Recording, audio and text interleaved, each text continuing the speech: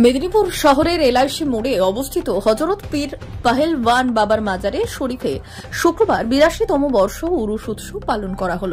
প্রতি বছরের মতো এবছরও শনিবার ও রবিবার দুদিন ব্যাপী পালন করা হচ্ছে পীর পাহেলওয়ান বাবার মাজারের উরুস উৎসব। সকাল থেকেই হাজার হাজার ধর্মপ্রাণ মুসলিম ও হিন্দু সম্প্রদায়ভুক্ত মানুষেরা মাজারে এসে ধূপ চাদর চাপিয়ে প্রার্থনা করছেন। একই সাথে সকাল থেকেই মাজারের সামনে কোরআন পাঠ ও তেলাওয়াত করা হয়।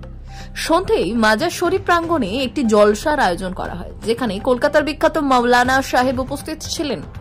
রবিবার পীর পাহেলওয়ান মাজার শরীফের খাদেমের উদ্যোগে এলাকার জাতি, ধর্ম, বর্ণ নির্বিশেষে সকলের মধ্যে প্রায় ৩০০ জনকে শীতবস্ত্র প্রদান করা হয়।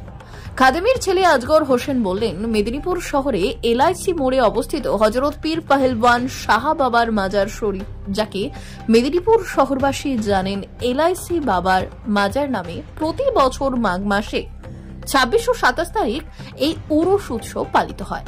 প্রথম দিন উরুস পালন হয়, দ্বিতীয় দিন কলকাতার বিখ্যাত কাওয়ালদেরকে নিয়ে কাওয়ালি করা হয়। এবছর মাজারের কাওয়ালি বন্ধ করে অসহায় দুস্থ মানুষদের মধ্যে শীতবস্ত্র প্রদান করা হয়। আগামী দিনে রক্তদান শিবির, স্বাস্থ্য চিকিৎসা সহ বিভিন্ন ধরনের সামাজিক কর্মসূচি গ্রহণ করা হবে বলে জানান। এই দিন উরুস উৎসবে উপস্থিত ছিলেন মেদিনীপুর পৌরসভার পৌরপ্রধান শৌমিন খান, মাওলানা আজার আলী সাহেব, খাদেম শেখ মাহতাব হোসেন, শেখ আলতাফ, শেখ আসগার হোসেন, ওয়ারেস শালী সহ মাজার কমিটির সদস্যবৃন্দ। আসসালামু আলাইকুম, নমস্কার। আমার নাম শেখ আসগার হোসেন। এখানে যিনি খাদিমদার শেখ মাহতাব হোসেন, ওনার ছেলে আমি।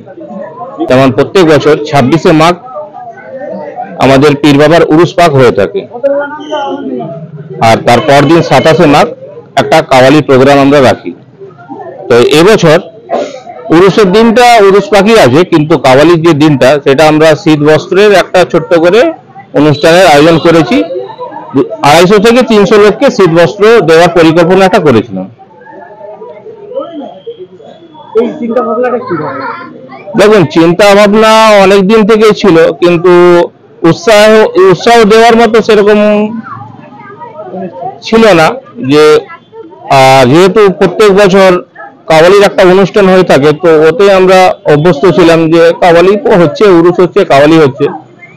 তো এবার ভাবলাম যে দিনটা আমাদের কাওয়ালি হয়, ওই দিনটায় যদি কিছু গরিব দুঃখ মানুষকে কিছু ঠান্ডা যেহেতু আছে, যদি শীত বস্ত্র কিছু দেওয়া যায় তো হয়তো খুব ভালো হবে।